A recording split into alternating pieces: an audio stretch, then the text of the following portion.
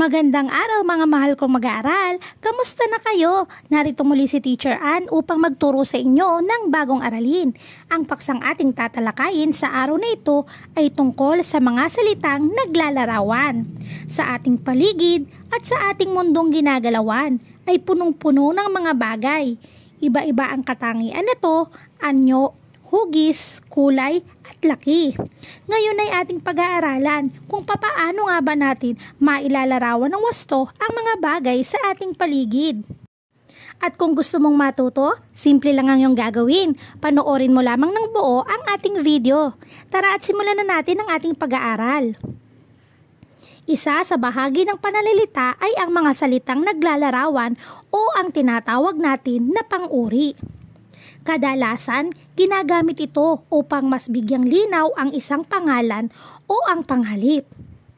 Ang salitang panglarawan ay mga salitang naglalarawan o nagbibigay ng katangian, itsura, hugis, laki, kulay, amoy at panlasa sa mga tao, sa bagay, hayop, lugar at mga pangyayari upang pagandahin ang paglalarawan sa ngalang inilalahad.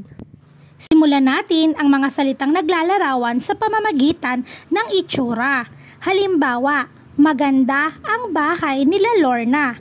Ang salitang maganda ay naglalarawan sa bahay. Ito ang halimbawa ng pang-uri sa pangungusap. Isa pang halimbawa, pangit ang nabiling sapatos ni Lolo Berto. Ang salitang pangit ay halimbawa ng salitang naglalarawan na tumutukoy sa anyo o itsura ng sapatos. Halimbawa pa, marumi ang likod bahay nila Aling Dolor. Ang salitang marumi ay tumutukoy sa itsura ng likod bahay nila Aling Dolor. Ito ang salitang naglalarawan sa ating pangungusap. Isa pa sa mga salita na maaaring gamitin sa paglalarawan ay ang mga salitang tumutukoy sa laki, sukat o timbang. Halimbawa, mahaba ang buhok ng aking nanay. Ang salitang mahaba ay tumutukoy sa sukat ng buhok.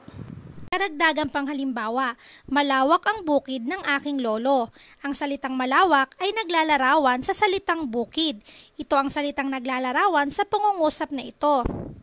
Karagdagang panghalimbawa, maliit pa ang bunga ng mga mangga. Ang salitang maliit ay ang salitang naglalarawan sa bunga.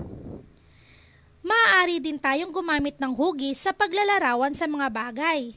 Halimbawa, bilog na bilog ang buwan kagabi. Ang salitang bilog na bilog ay naglalarawan sa hugis ng buwan. Hugis parihaba ang aking lamesa. Ang salitang parihaba ay naglalarawan sa hugis ng mesa na mayroon sa pangungusap. Maaari din tayong maglarawan gamit ang iba't ibang mga kulay. Halimbawa, pula ang nabiling damit ng aking Lola Santa. Ang kulay pula ay ang salitang naglalarawan sa damit. Berde ang mga pananim ni Lolo sa kanilang taniman. Ang salitang berde ay naglalarawan sa taniman ni Lolo. Maaari din tayong maglarawan gamit ang amoy, iba't ibang klase ng amoy. Halimbawa, mabango ang nabili kong sabon kahapon. Ang salitang mabango ay tumutukoy o naglalarawan sa sabon. Isa pang halimbawa ng mga salitang naglalarawan na tumutukoy sa amoy ay mabaho na ang mga basura sa likod bahay ni Mang Cardo. Ang salitang mabaho ay tumutukoy sa mga basura na matatagpuan sa likod bahay ni Mang Cardo. Ilan pa sa mga halimbawa ng mga salitang naglalarawan ay ang mga tumutukoy sa panlasa. Halimbawa ng pangungusap, masarap ang nilutong ulam ng aking lola. Ang salitang masarap ay tumutukoy sa ulam. Matamis ang nabiling sampalok ni Aling Berta. Ang salitang matamis ay tumutukoy sa lasa ng sampalok sa pangungusap. Mapait ang duhat na tanim ni Mang Cardo.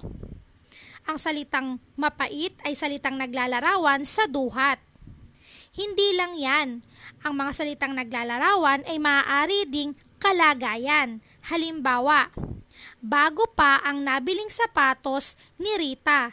Ang salitang bago ay naglalarawan sa kalagayan ng sapatos. Pangalawang halimbawa, Luma na ang bahay ng aking mga lolo. Ang salitang luma ay tumutukoy sa kalagayan ng bahay ng kanyang lolo.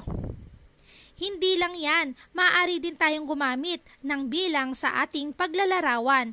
Halimbawa, ako ay mayroong alagang 3 bibe. Ito ay tumutukoy sa bilang ng bibe na alaga. Ang mga sinabing salita ay halimbawa ng mga salitang naglalarawan na maaari nating gamitin sa mga pangalan, tao, bagay, hayop, lugar at pangyayari.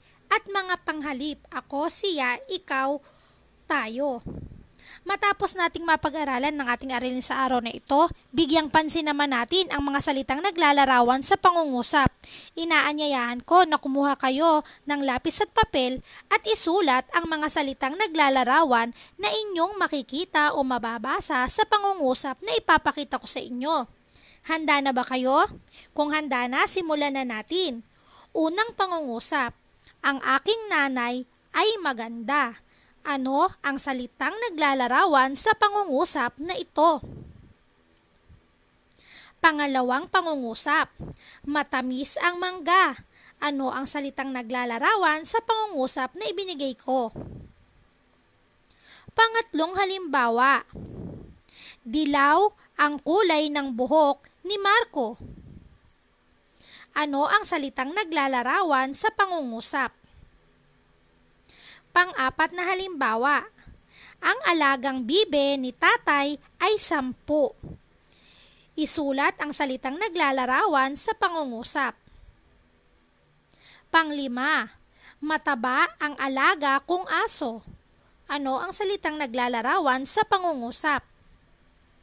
At ang huling bilang, pang-6, mabango ang bulaklak sa hardin. Isulat ang salitang naglalarawan. At dito nagtatapos ang ating video lesson sa araw na ito. Maraming salamat mga bata sa inyong pakikinig sa ating video lesson at aralin. Nawa ay nakatulong ako ng malaki upang madagdagan ang inyong mga kaalaman.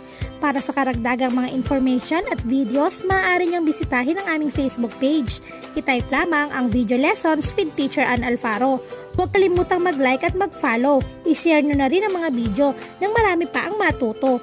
Maaari nyo ring i-like at i-subscribe ang aking YouTube channel, Team Rowan TV.